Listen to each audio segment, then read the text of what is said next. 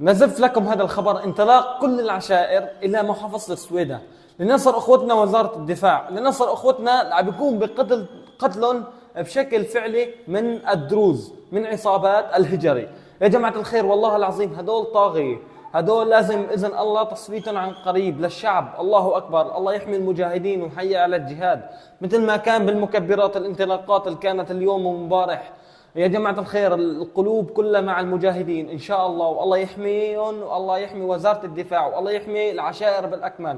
العشائر فزعتهم فزعة يا جماعة الخير، والله العشائر ترفع لهم القبعة. والله العظيم نحن شعب بإذن الله رح نواجه كل المصاعب بإذن الله عز وجل، ورح ننهض بكل وجه ظالم، بكل وجه واحد عم يعمل إنه سوريا تنخرب، كل وجه واحد بحرض الطوائف على بعضها. نحن كلياتنا شعب واحد، ما لنا طائفيين، بس الاشخاص اللي عم بتقوم هيك شغلات وبتحرض الطوائف.